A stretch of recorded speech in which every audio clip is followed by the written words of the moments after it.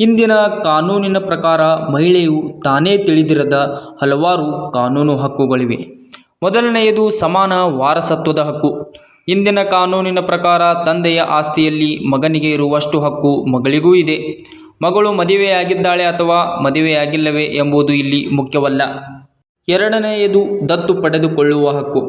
ಮಹಿಳೆ ಮದುವೆಯಾಗಿದ್ದಾಳೆ ಅಥವಾ ಇಲ್ಲದಿದ್ದರೂ ಅವಳು ಕಾನೂನಾತ್ಮಕವಾಗಿ ಮಗು ದತ್ತು ಪಡೆಯಬಹುದು. ಏಕೆಂದರೆ ಪ್ರತಿಯೊಬ್ಬ ಮಹಿಳೆಗೂ ತನ್ನದೇ ಕುಟುಂಬವನ್ನು ನಿರ್ಮಿಸುವ ಹಕ್ಕಿದೆ. ಮೂರನೆಯದು 26 ವಾರಗಳ ಪೇಯ್ಡ್ ಮೆಟರ್ನಿಟಿ ಲೀವ್.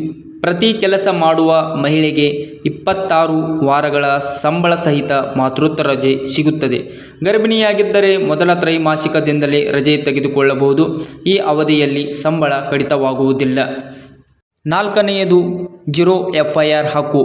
ಮಹಿಳೆಯ ಮೇಲೆ ಅಪರಾಧ ನಡೆದಿದ್ದರೆ ಅವಳು ಯಾವುದೇ ಪೊಲೀಸ್ ಠಾಣೆಯಲ್ಲಿ ದೂರು ದಾಖಲಿಸಬಹುದು. ಇದು ನಮ್ಮ ವ್ಯಾಪ್ತಿಯಲ್ಲಿಲ್ಲ ಎಂದು ಪೊಲೀಸರು ಹೇಳಲು ಸಾಧ್ಯವಿಲ್ಲ. ಐದನೆಯದು ಉಚಿತ ಆಂಬ್ಯುಲೆನ್ಸ್ ಸೌಲಭ್ಯ.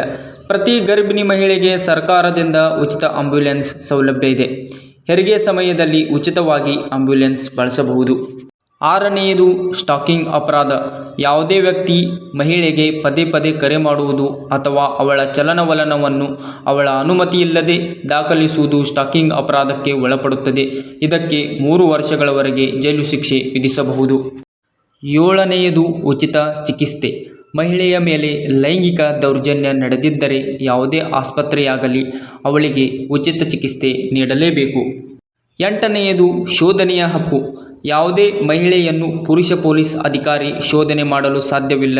ಮಹಿಳಾ ಪೊಲೀಸ್ ಅಧಿಕಾರಿಯೇ ಶೋಧನೆ ನಡೆಸಬೇಕು. ಒಂಬತ್ತನೆಯದು ಧರ್ಮಾಂತರ ಅಪರಾಧ. ಯಾವುದೇ ಮಹಿಳೆಯನ್ನು ಬಲವಂತವಾಗಿ ತನ್ನ ಧರ್ಮವನ್ನು ಬದಲಾಯಿಸಲು ಒತ್ತಾಯಿಸುವುದು ಕ್ರಿಮಿನಲ್ ಅಪರಾಧವಾಗಿದೆ.